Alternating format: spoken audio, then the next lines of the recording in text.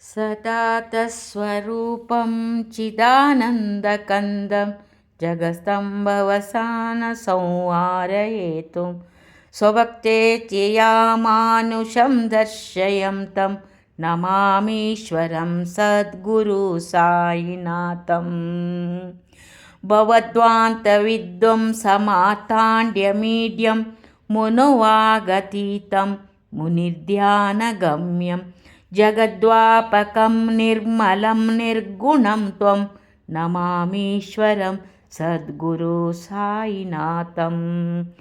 भवम्बोधिमग्नार्दितानां जननां सोपादसितनां सोभक्तिप्रियणां समुद्धारणार्थं कलसम्भवं तं नमामीश्वरं सद्गुरुसायिनाथम्। सदनिम्बवृक्षस्य मूलादिवास सुधद्राविणं तिक्तमप्यप्रियं तरुं कल्पवृक्षादिकं साधयुन्तं नमामीश्वरं सद्गुरुसायिनाथं।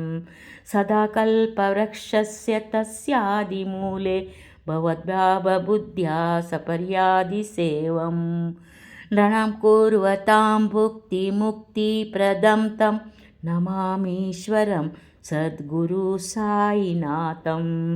अनेकाशु तातर्क्यलीलाविलासै समविष्कतेष्वानभास्वात्प्रभावम् अहंभावहीनं प्रसन्नात्मभावं नमामीश्वरं सद्गुरुसायिनाथम्।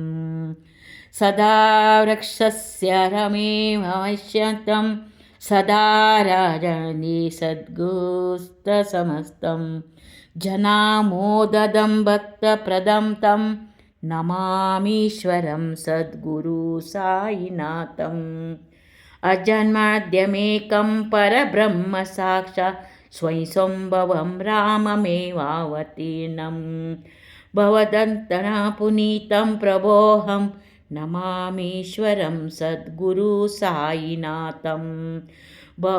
श्रीसायीशा कृपानिधेऽखिलानृणां सर्वार्थसिद्धिप्रदा युष्मत्पादरजप्रभावमतुलं दादापि वक्ता क्षमा सद्भक्त्याचरणं कृताञ्जलिपुटा सम्प्रामित्मस्वो प्रभो श्रीसाई परेत् पादकमलान्यत।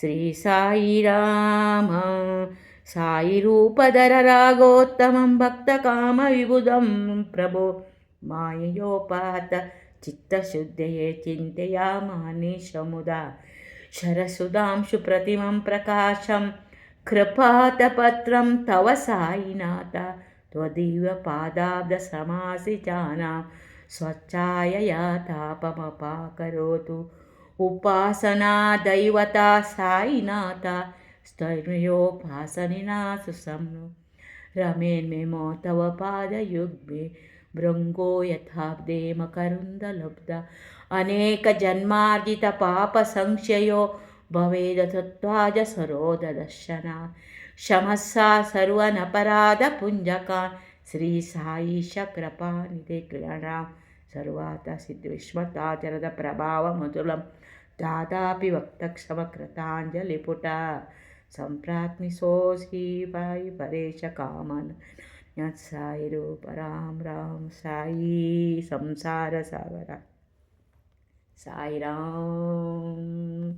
ओम राजाधिराजा श्री योगिराजा श्री सच्चिदानंदा सद्गुरु साईनाथ महाराज की जय।